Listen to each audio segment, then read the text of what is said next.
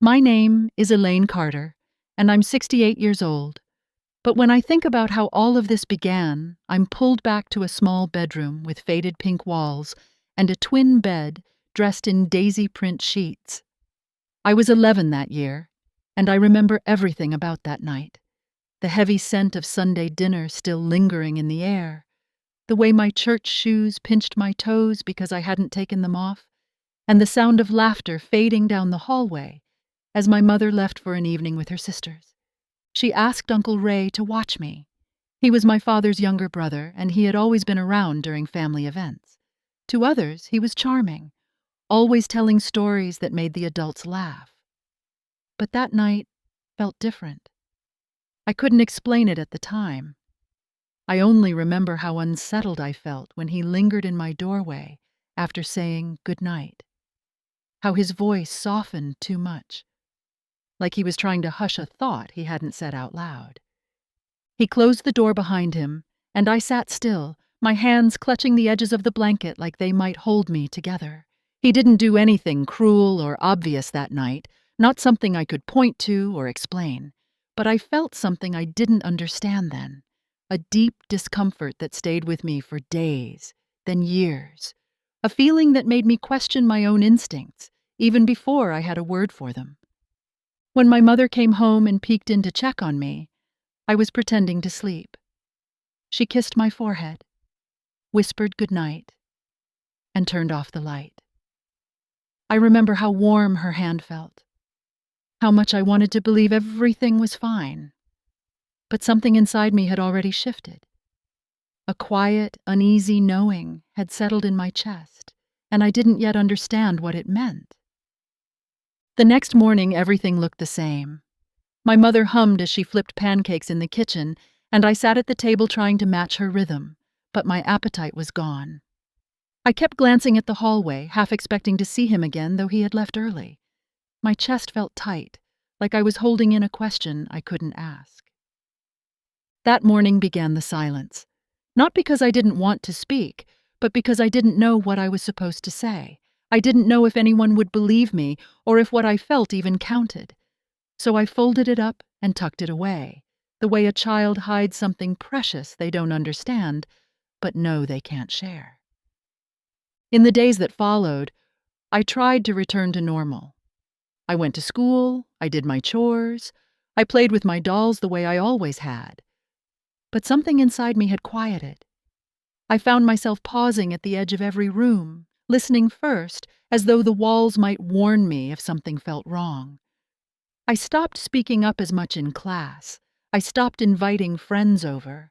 I learned to stay small, unnoticed. My mother didn't see it, or maybe she didn't want to. She praised me for being helpful, for not making a fuss. She didn't know that what she called politeness was actually fear in disguise. I remember one afternoon, maybe a week later, sitting at the kitchen table while she prepared her famous peach jam.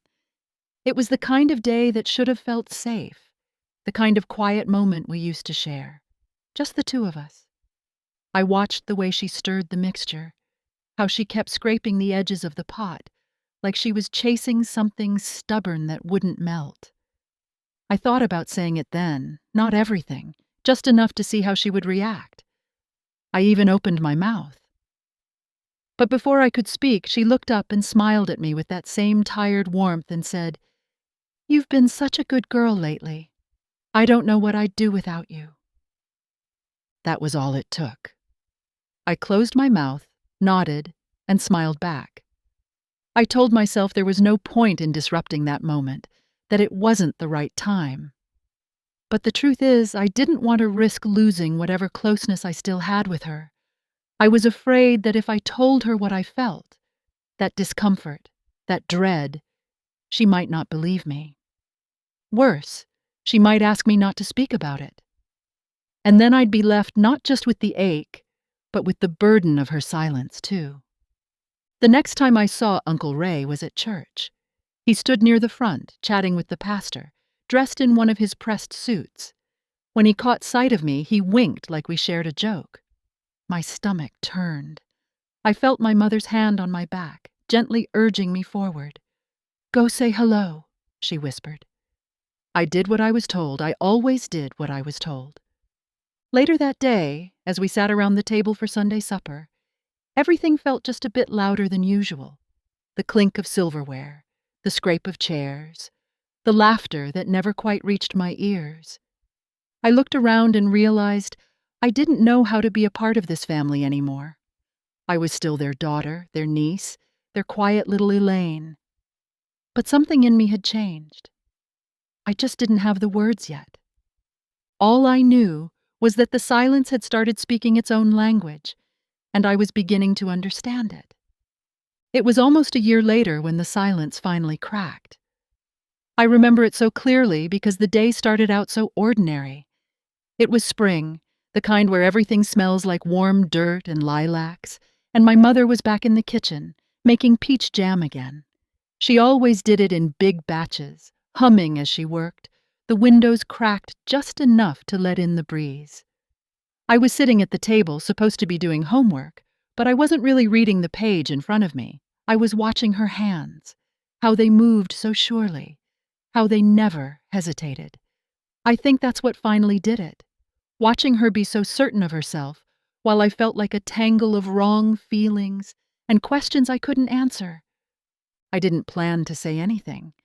The words just came, quiet and sudden. I said his name first. Then I said, "He made me feel strange." My voice caught on the last word, but I kept going. "That night you went out, when he was supposed to be babysitting. I didn't like how he was with me. I still don't feel right." She didn't say anything right away. She just stopped stirring. The spoon hung in the air like it didn't know what to do either. Then she turned off the stove, set the spoon down. The kitchen felt like it was holding its breath. She looked at me, not shocked, not confused, just very, very still. Then she said, "We don't say things like that. He's your father's brother. Do you want to tear this family apart?" I didn't answer her. I couldn't. My hands were shaking so hard I had to sit on them. I felt like I'd done something terrible, like I'd ruined something that had been holding us together. She didn't raise her voice. She didn't accuse me of lying. She just said it like it was a rule I had broken. Like talking about it out loud was worse than what had happened in the first place. She turned the heat back on and went back to stirring the jam. I watched her shoulders rise and fall, her back turned to me again. I sat there for what felt like hours. Then I stood up, took my book, and went to my room. I didn't cry. I didn't speak. I lay on my bed and stared at the ceiling, wondering if I'd just imagined everything. Wondering if maybe she was right. That day marked a shift I didn't have words for yet. After that, I stopped trying to talk about it. I stopped expecting comfort or understanding. I learned that protecting the family's name mattered more than protecting the people in it. And from that moment on, I wasn't just a daughter. I was a secret, a liability, something to be managed quietly and forgotten. After that day in the kitchen, things didn't change on the surface, but everything underneath had shifted. My mother never mentioned what I told her, not once, not even in passing. It was as if my words had evaporated into the steam rising from the jam pot. But I felt the difference in the way she looked at me. Her eyes, once quick to notice when I was upset or tired, now avoided mine just enough to make it clear. She didn't want to see me too closely. Not anymore. And so, I became someone else in the house. I was still Elaine, still the obedient daughter who cleared the table and folded her clothes and got good grades. But something in my place within the family had quietly, definitively changed. I learned to make myself smaller in ways that didn't draw attention. I laughed when I was supposed to. I nodded, smiled, carried plates at reunions, and helped my cousins find the bathroom at holidays. I was polite, helpful, reliable. But I was no longer warm. I couldn't be. There was no room for it anymore. Not after what I knew, and what I now understood I wasn't allowed to say. Uncle Ray still showed up to family gatherings. He still brought loud stories and birthday cards with $10 bills tucked inside. Everyone loved him. especially my mother. She'd light up when he walked in the door, her voice going higher, her shoulders lifting like she was 20 years younger. I watched it all with a tight chest and a practiced smile. And every time he looked my way, every time he touched my shoulder or joked that I was growing up so fast, I froze. Just for a second. Just long enough to remind myself to breathe. Eventually, I stopped thinking of telling anyone else. I convinced myself there was no point. If my own mother didn't believe me, wouldn't even allow the words, who else possibly could? So I buried it. Pushed it down so far I almost forgot what had started it all. I told myself I was lucky nothing worse had happened, that I was overreacting, that I was being dramatic. I repeated those things like a prayer. And soon, I stopped waiting for comfort. I stopped hoping for rescue. In its place, I built a version of myself that could survive. A good girl. A quiet girl. One who didn't make waves. My teachers praised me for being well behaved. My friends' parents called me mature for my age. But they didn't know I wasn't growing up too fast. I was just learning to disappear early. At night, when the house was dark and still, I would sometimes lie awake and imagine what life would be like if my mother had pulled me close instead of turning away. If she'd believed me, if she'd fought for me. But those were just dreams. And I didn't let myself dream very often. We moved 2 years later. My father got a new job in another state, and just like that, our life was packed into boxes and taped shut. I remember standing in the doorway of my old bedroom, looking at the empty walls where my posters used to hang. The pink bedspread had already been folded and loaded into the moving truck. It should have felt like a clean slate, a fresh start. But I knew better. The silence came with us. Uncle Ray stayed behind. I didn't ask why. I didn't care. All I knew was that he wouldn't be dropping by anymore, wouldn't be sitting next to me at birthday dinners or asking me to help him carry things to his car. I should have felt relief, but what I felt instead was something quieter, like grief, but not the kind that makes you cry, the kind that settles into your bones and makes everything feel heavier, the kind that comes when you realize you've lost something you never really had. The new house was smaller, tighter. My parents said it would feel cozier, more manageable. But I knew it just meant fewer places to hide. My new room had cream-colored walls and a window that faced a tall pine tree. The first night, I kept the light on. Not because I was afraid he'd come back. I knew he wouldn't. But because my body still hadn't learned how to feel safe in the dark. School started quickly. New town, new uniforms, new expectations. I didn't mind the routine. It gave me something to focus on. I didn't make friends right away, but I didn't feel lonely either. Loneliness requires a longing for connection, and I had long since stopped hoping for that. I was polite, reserved, dependable. The same quiet girl, just in a new zip code. My mother took to the new town with ease. She joined a church group, made peach jam for the neighbors, and filled our weekends with potlucks and yard sales. She never once brought up the past. She never asked how I was adjusting. She treated the move like a page turned, like the story had been rewritten, and we were all better for it. I watched her, and I understood. This was how she survived, by pretending there was nothing to survive. I learned to do the same. I memorized new bus routes, new teachers' names, the way the hallway light flickered on the second floor. I learned to keep my voice even, my face pleasant, my thoughts tucked tightly behind my ribs. And when I looked in the mirror, I didn't see a child anymore. I saw someone who was very good at pretending to be fine. But at night, when the house went quiet and the wind moved through the pine branches like whispers, I would close my eyes and still feel that old weight. It hadn't left. It had only changed shape. It was in high school that I first met someone who made the silence less lonely.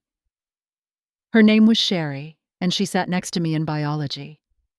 She wasn't loud or particularly outgoing, but there was something in her eyes that felt familiar, like she knew how to stay quiet in a room that demanded noise. We didn't become fast friends the way some girls did. Ours was a slower friendship, built over shared homework and long bus rides, where words were sparse, but glances meant everything. One afternoon, we were working on a group project in her living room while her mother bustled around in the kitchen, asking too many questions in too high a voice. Sherry kept her eyes on her paper and barely answered. When her mom finally stepped out for groceries, Sherry leaned back on the couch and let out a long breath, like she'd been holding it the entire day. I asked if everything was okay, and she shrugged. She doesn't listen. She just talks over you and then wonders why you never say anything. There was something in her voice that made me sit up. Not just the frustration, but the weight behind it. I didn't push her, I just nodded. She looked at me for a long time, like she was deciding whether I was safe. Then, almost too softly to hear, she said, "My stepdad's weird with me sometimes. Not anything I can prove. But he makes me uncomfortable." And when I told her once, she said I must have misunderstood. Something moved inside me. Sharp, immediate, familiar. I didn't say much back. I think I said, "I'm sorry," and I meant it. But more than that, I felt like I'd just been handed a mirror. For the first time, I saw my own story in someone else's words. We didn't talk about it again, not for a long time, but after that, we sat closer in class. We found reasons to walk together in the halls. When someone made a comment that crossed a line, we'd catch each other's eyes. That was our language. Quiet recognition. Mutual understanding. No need to explain. Sherry moved away before senior year. Her mother had married someone new and gotten a job across the state. She hugged me the day she left and said, "Take care of yourself, okay?" I remember nodding, but what I really wanted to say was thank you. Because in those brief years, she made me feel less alone. She reminded me that it wasn't just me, that we weren't broken, we were just unheard. After she left, I kept the friendship close in my memory. Not because we shared everything, but because we didn't have to. She was proof that the silence wasn't just mine, that there were other girls who lived with unspoken things, who smiled when they wanted to scream, who survived without ever being asked what they needed. We were the girls who never spoke, but we knew each other just the same. I got married young, not out of love, not entirely, but because it felt like the next thing to do. I had finished high school, taken a few community college classes, and then met Martin at a church social. He was kind in the simple, steady way that made you feel like maybe the world wasn't so unpredictable after all. He liked the way I listened. I liked the way he didn't ask too many questions. We dated for a year, got engaged the next spring, and were married by summer. It was a quiet wedding, just family and close friends. I wore my mother's veil. She cried when she pinned it into my hair, called me her beautiful girl, said how proud she was. I nodded and smiled, but inside I felt like I was watching someone else's life unfold, like I was performing a role that had been written for me long before I understood the script. Marriage suited me in the way silence does, structured, routine, safe. Martin worked hard. I kept the house. We weren't passionate, but we were polite. And in our early years together, that felt like enough. When I became pregnant with our daughter, I remember lying awake one night, my hand over my stomach, feeling the faintest flutter of movement, and whispering, "You will never feel what I felt." I didn't know how I would keep that promise, but I made it all the same. Motherhood was a reckoning. It peeled back layers I didn't know I'd covered. Holding my daughter for the first time, I was struck by how small and soft she was. how entirely dependent on me she would be. And suddenly, the weight of what I hadn't said, what I had buried so deep, pressed against me like a tide. I became vigilant. Too much sometimes. I wouldn't let anyone, not even family, watch her unless I was nearby. I made excuses, avoided gatherings, built a careful bubble around us both. Martin noticed, of course. He asked once, gently, why I seemed so anxious. Why I flinched when his brother gave our daughter a hug at Christmas. I told him I just worried a lot, that the world was different now. He didn't press. He trusted me. And I loved him for that. Even if I couldn't give him the full truth. I wasn't ready then. Maybe I never really was. My mother visited often in those early years. She would bring peach jam and casseroles, tidy up my kitchen, and tell me how proud she was of the mother I was becoming. I watched her closely during those visits, looking for some sign that she remembered, that she carried even a fraction of the silence I bore. But she never mentioned the past. She doted on her granddaughter and smiled at the photographs on the fridge. She pretended everything was whole. And so I pretended too. For a while it was easier that way. But even then, deep down, I knew pretending couldn't last forever. I was 63 when Uncle Ray died. It came suddenly, a stroke in his sleep, they said.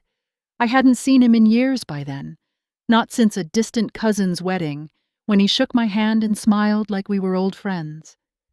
That day, I'd kept my daughter close to me, politely declining his offer to dance with her.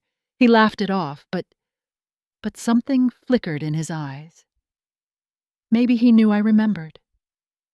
Maybe he thought I'd forgotten. When the call came about his passing, my mother's voice cracked. She told me through tears that the world had lost a good man, that she'd always admired his generosity, his charm, how he never turned down a neighbor in need. I listened. I said the things one is supposed to say. I didn't argue, there was no point. She wanted to believe in the version of him that fit inside her world, the version she could mourn with dignity. The funeral was well attended. People packed the pews, and the pastor spoke about Uncle Ray as a pillar of the community, a family man, a faithful servant.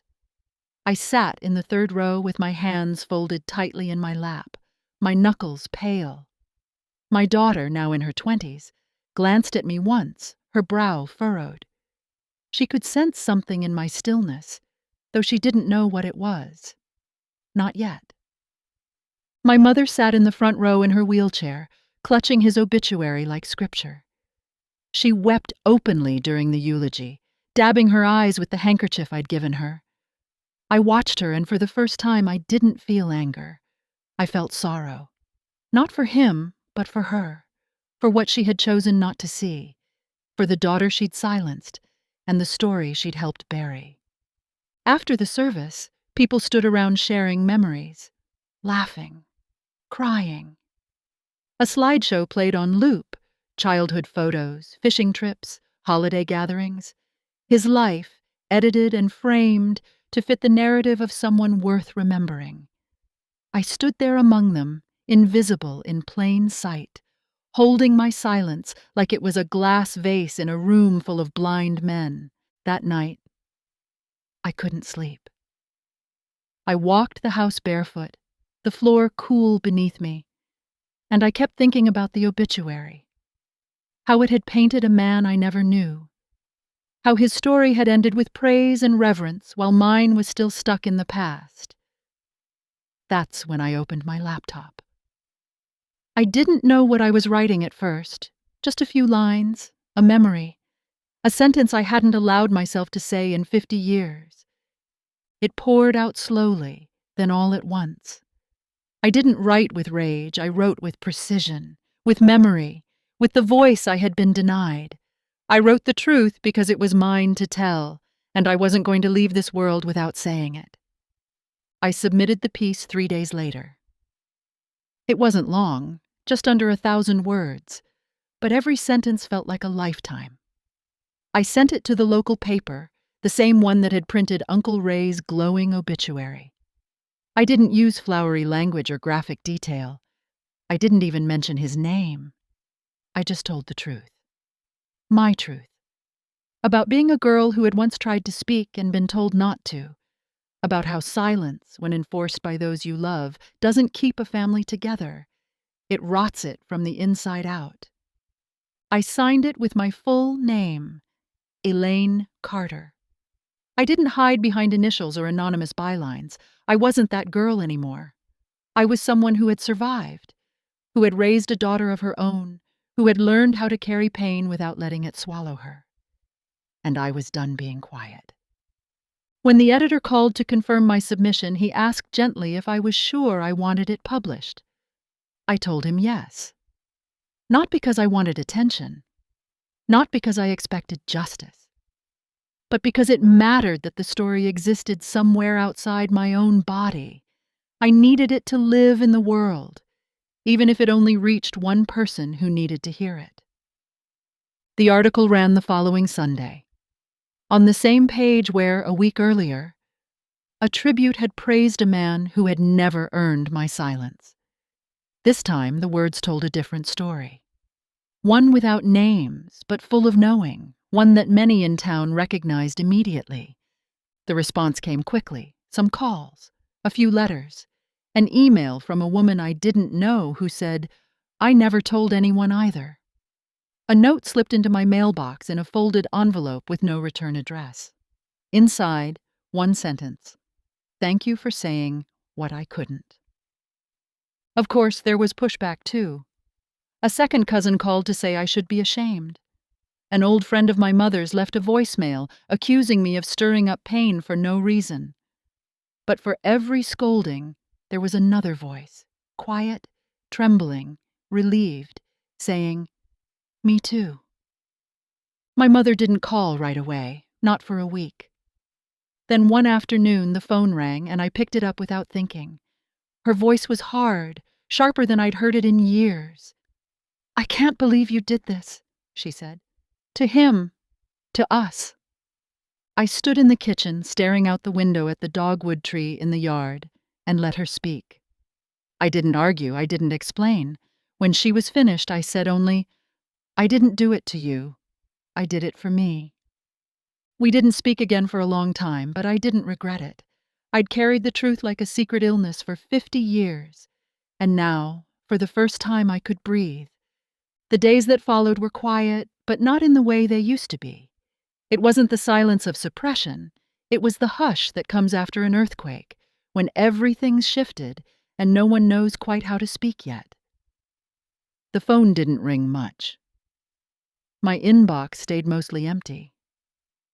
And when I passed neighbors in the grocery store or at the post office, some looked away too quickly.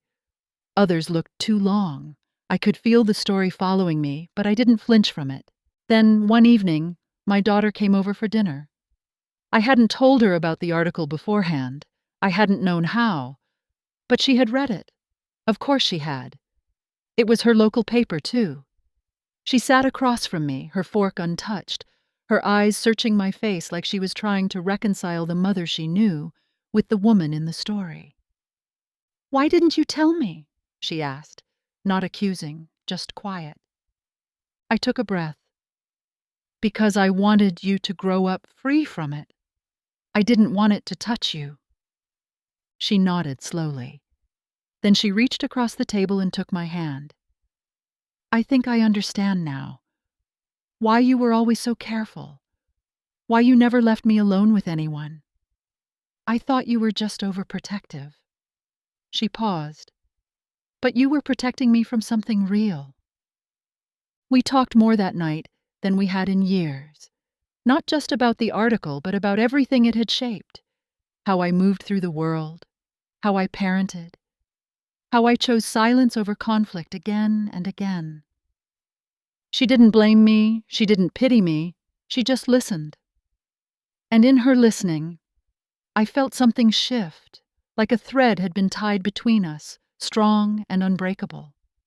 Others reached out in quieter ways, An old friend from high school sent a card with a single line: "You've always been brave, even when you didn't know it." A neighbor stopped me at the mailbox and said, "I read your piece. I believed every word." And while some in the family pulled back, their absence didn't hurt the way I expected. Their silence only confirmed what I'd always known. They valued peace more than truth, comfort more than clarity. But I didn't write the article for them. I didn't write it to punish or accuse. I wrote it to reclaim something: my voice, my place in the story. And once it was out there, I felt lighter. Not because the burden had vanished, but because I was no longer carrying it alone. Uncle Ray was gone. My mother's version of him would remain intact in her mind. But my version, the real one, was finally seen. Not fully understood by everyone, maybe not even welcomed. But it was seen. And for the first time, that was enough. Looking back now, I realize I didn't just write the truth for myself. I wrote it for my daughter, too. All those years I spent guarding her, double-checking every detail, staying in the room during sleepovers, watching family members with the kind of caution that made people think I was paranoid, it had all come from a place I couldn't explain to her at the time. But once the article was out, and the silence finally broken, the shape of my love became clear. I'd spent most of her childhood making sure she never felt the kind of confusion I did. She'd once joked that I was the mom who always hovered. At the time, I laughed with her, let the label settle like a harmless nickname. But under the laughter, I knew I wasn't hovering. I was holding the line. Because I understood how things could happen in the space between adult smiles and family expectations. And I had vowed, silently and fiercely, that she would never have to learn that lesson. Now that she knew the truth, so many things clicked into place for her. One afternoon, she brought over a box of her old school photos and held up one from second grade, laughing. "Remember how I wasn't allowed to go to Emily's sleepover that year? I thought you just didn't like her parents." She smiled, but it was gentler now. "Now I get it. You weren't trying to keep me from fun, you were keeping me from risk." She hugged me then, not with pity, but with understanding. And in that embrace, I felt something that had always been just out of reach: forgiveness. Not for the past itself. I never asked her to carry the weight of what happened to me, but for the ways my silence had shaped her childhood, for the edges it had added to our relationship. She understood now that I had been trying to give her something I never had: safety, without conditions. A world where her instincts were respected, where her voice would be believed. I never told her the details. I never will. It's not necessary. What matters is that she knows I carried something, and that carrying it made me watch the world more closely, made me build a life for her that was tighter, yes, but also safer. She sees that now, not as control, but as care.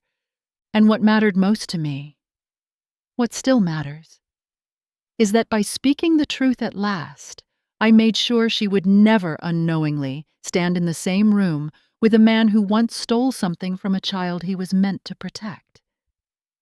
That truth, however heavy, became the boundary I'd always wanted to draw.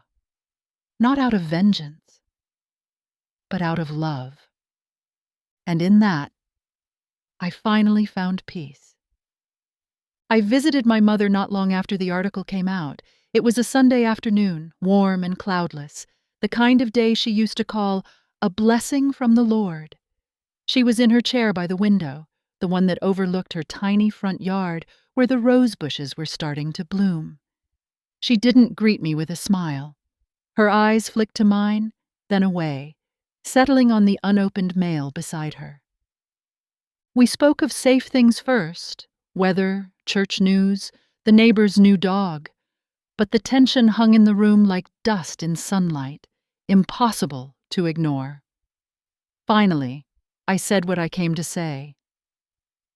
I know you didn't want that story told, I said, not unkindly, but it was mine to tell, and I'm not sorry I did. She didn't look at me right away. She folded a napkin slowly, precisely, as if each crease could somehow undo the words I'd written.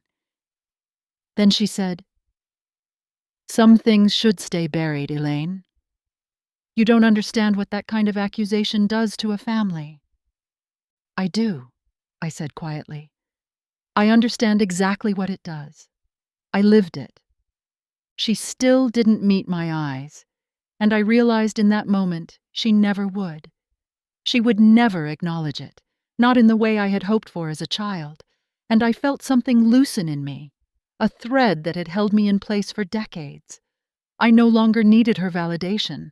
I no longer needed her to say the words I had once begged for in silence. "I didn't come here to fight," I added. "I just wanted you to know that I'm not carrying it anymore. That's over. That part of my life is done." There was a long pause. Then finally she said, "You've always been dramatic. You always needed something to push against." Her voice wasn't cruel. It was tired, like a woman trying to hold on to a version of the past that could no longer stand on its own. I stood and gathered my purse. I kissed her on the cheek, and though she stiffened, she didn't pull away. I left without looking back, the screen door clicking softly behind me. As I walked to my car, I felt no triumph, no sense of victory, just clarity, a calm certainty that I had done what needed to be done. The truth had been spoken. Not to hurt anyone, but to free myself, and to make sure the silence that once shaped my life would not shape anyone else's. That visit was the last time we spoke in person. People often think healing looks like forgiveness, or reconciliation, or some grand moment of apology. For me, it looked like that quiet walk to my car, sunlight warming my back, and the knowledge that for the first time in my life, I had said what needed saying, and I hadn't been afraid. A few months later, I found myself in the attic, sorting through boxes I hadn't touched in years. The dust made my throat itch, and the air was thick with the kind of stillness only old spaces carry.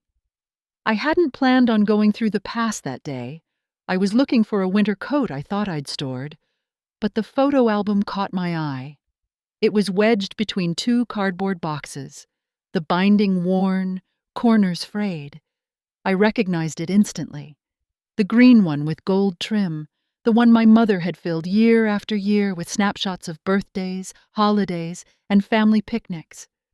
I brought it downstairs and sat at the dining table, the late afternoon light casting long lines across the floor. I opened the cover slowly, like unsealing something sacred. The first pages were harmless. Me as a toddler, wrapped in blankets, a cake-smeared face at my second birthday. I turned each page carefully, like handling glass. And then I saw it. A picture I hadn't thought about in decades. I was 11, wearing that yellow dress with the tiny white flowers, the one from that Sunday night. Standing beside me was Uncle Ray. His hand rested lightly on my shoulder. I was smiling, wide and bright. If you didn't know better, you'd think it was a perfect picture. But I knew better. I stared at that photograph for a long time, not with rage, but with something more complex. Grief, maybe. Not just for what had happened, but for the girl in the photo, smiling because that's what she'd been taught to do. I remembered how heavy that smile had felt, how hard I had worked to keep it in place, even when everything inside me was splintering. There was a time I might have torn the photo out, burned it maybe, pretended that removing the image would erase the memory. But I didn't. I left it right where it was. That album wasn't just a collection of images. It was proof of what had happened, of what I'd survived, of the stories people tell themselves to keep things tidy. I closed the album gently and placed it back on the shelf, not hidden away, but not on display either. just there, as it should be. Later that evening, my granddaughter visited. She danced into the room with the kind of joy only children carry, spinning around in her socks and asking if we could bake something. As we measured flour and cracked eggs, I watched her, carefree, unburdened, safe. And in that moment, I felt something close to peace. Not because the past was gone, it never would be, but because I had finally stopped letting it define the present. The photo remained in its place, a quiet marker of where I'd been. But it no longer held power over me.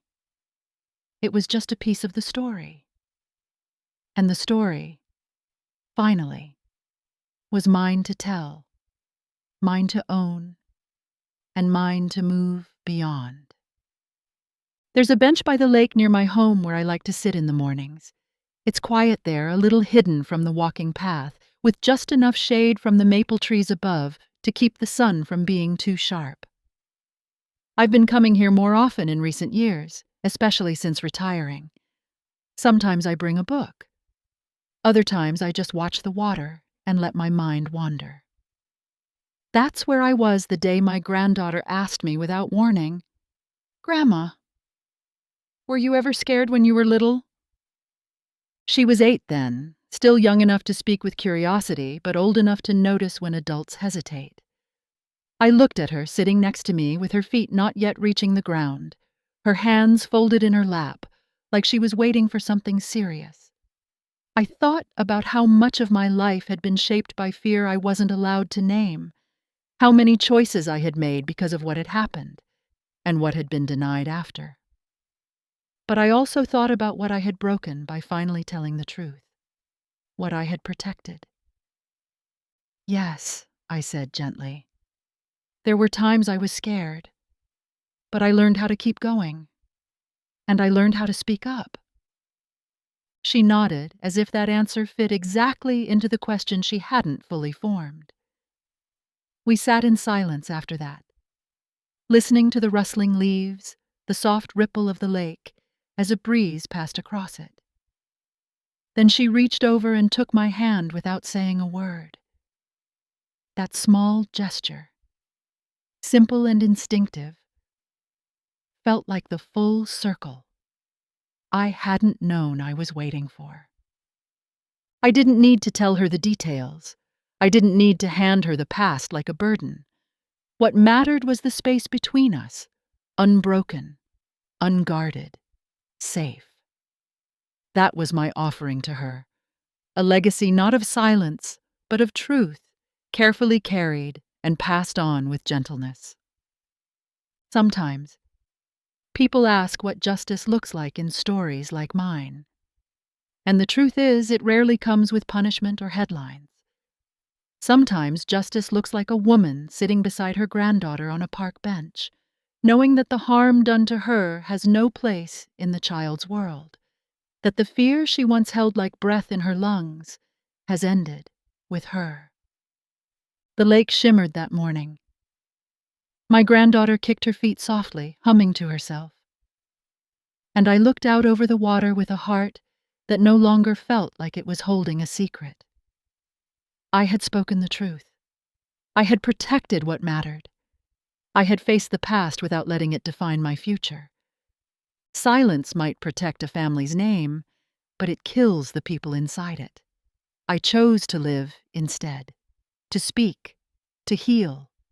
And in doing so, I gave that little girl beside me something I never had, a world where her voice would never need permission.